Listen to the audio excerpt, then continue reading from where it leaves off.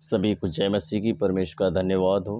मैं आपके बीच में परमेश्वर के कलाम से एक वचन लेकर आपके सामने आया हूँ। परमेश्वर इस वचन के द्वारा हम सबको आशीष करें। सभी को जय मसीह। और बाइबल में मैं मत्ती की पुस्तक से अध्याय 13 का देखते हैं। मत्ती अध्याय 13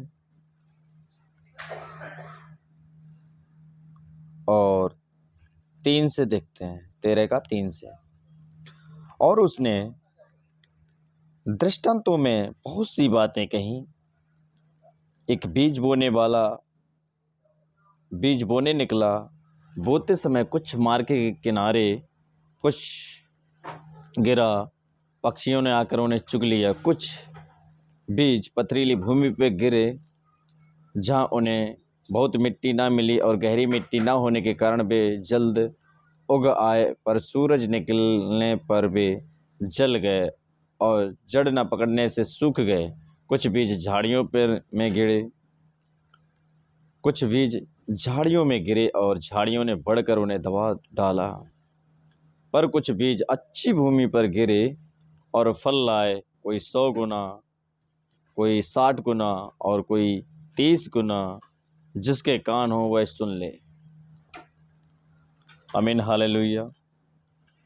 हमने बीज बोने वाले का दृष्टांत तो सुना। कोई मार्ग के किनारे बीज गिरे, कुछ पथरीली भूमि पर बीज गिरे, कुछ झाड़ियों में गिरे।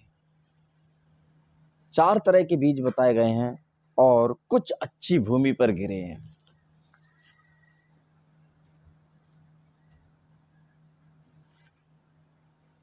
हम जब प्रभु का वचन सुनते हैं, प्रभु का कलाम सुनते हैं, चर्च जाते हैं, कलीसिया जाते हैं, हम वचन सुनते हैं। वचन हमारे जीवन में किस क्षेत्र में काम कर रहा है। हम कहीं उस भूमि के समान तो नहीं है जो मार्ग में, क्या हमारे जीवन में वो मार्ग में बीज गिरता है जो उस पर लोग चलते हैं और बीज कुचल जाता है, बढ़ता नहीं है। या फिर पथरीली भूमि में खेती नहीं हो पाती है क्योंकि इतनी पथरीली है, बहुत सारी चीज़ें हैं वहाँ पे, कंकड़ पत्थर हैं, तो वहाँ पर देखते हैं फसल नहीं हो पाती है। और जब जहाँ पे झाड़ी होती हैं, झाड़ी का दबाव ज़्यादा होता है और बीज पनप नहीं पाता है और वो क्या होता है, बेकार हो जाता है। और जो कुछ अच्छी भूमि है,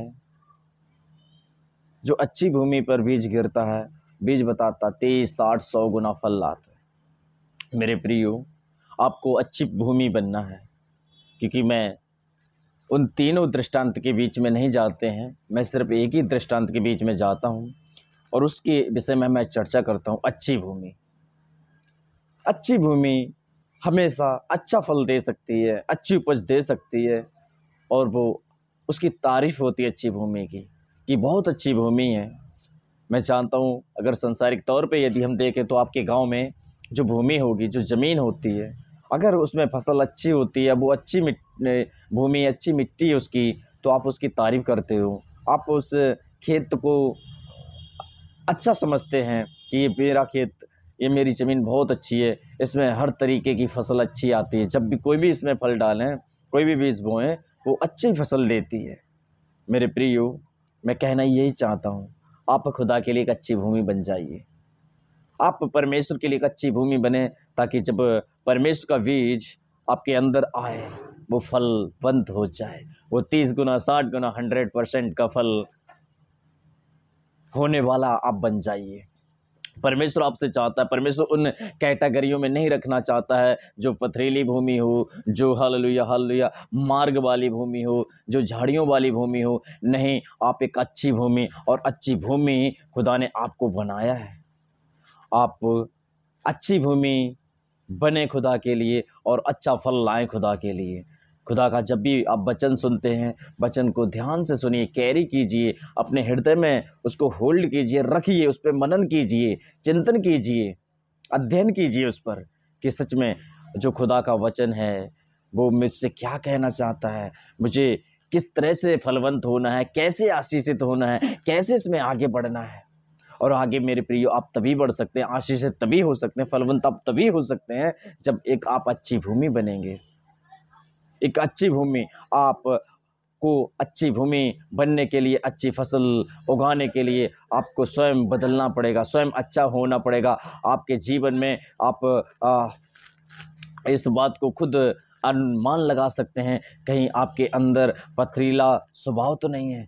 पथरीला स्वभाव दिखाता पत्थर, क्या आपका हृदय पत्थर का जैसा तो नहीं है? आप विचार कीजिए अपने आप में, कहीं आपका हृदय पत्थर जैसा नहीं है? जो झाड़ियाँ, क्या आपने अपने अंदर बहुत सारी चीज़ों को उगा तो नहीं रखा है? जो झाड़ियाँ जिनमें खुदा का वचन ठहर नहीं पा रहा है, जिनमें खुदा का वचन काम नहीं कर पा रहा है, आपको उस झाड़ी को अपने जीवन से निकालना है। संसार की बातों को अपने अंदर से निकाल देना है। और जो मार्ग में जो बीज है, क्या आपके अंदर संसारिक बातें चल रही हैं, सब कुछ चल रहा है, सब कुछ खुदा का वचन भी है और संसारिक चीज़ें भी, अपनी मनमाना जीवन भी है? नहीं मेरे प्रियो, मनमाना जीवन आप नहीं खुदा में जी सकते। आप खुदा के लिए जिएंगे, आप आशीषित होंगे। आप खुदा चाहता आप एक अच्छी भूमि बन जाएं, एक फलदायी भूमि बन जाएं। आप में बीज जब डाला जाए तो आप में फल उगने पाएँ, आप में से फल दिखने पाएँ, लोग जान जाएं कि सच में इसके अंदर खुदा का बीज है, खुदा का फल है, ये फलवंत है, ये आशीषित है। और बहुत से प्रभु के दासों को देखते हैं कि वो कितने फलवंत हुए हैं। उसका कारण ये है, वो अच्छी भूमि बने हैं। उन्होंने अपने अंदर उस वचन को कैरी किया, अपने अंदर उस वचन को उन्होंने होल्ड किया, उस वचन को उन्होंने मनन किया, उस वचन पर उन्होंने अध्ययन किया, उस वचन का उन्होंने पालन किया। और जब पालन किया, जब उसके अनुसार उन्होंने अपने जीवन को जीना स्टार्ट कर दिया, पुरानी चीज़ों को निकाल कर एक नए स्वभाव में आकर, और वो फलदायी बन गए। आज उनमें फल दिखते हैं, आज वो फलवंत है, आज वो आशीषित है, हर क्षेत्र में आशीषित है। आशीषित होने के लिए मेरे प्रियो, मैं आपसे यही कहना चाहता हूँ कि आपको भी एक अच्छी भूमि बनना है, आपको फलदायी भूमि बनना है, ताकि आप में फल आ सके।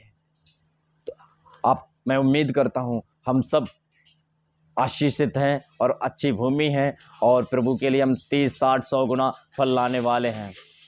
मैं प्रभु का धन्यवाद करते हैं, वचनों को यहीं पर समाप्त करते हैं। प्रभु हमको आशीष करे। सबको जय मसीह की।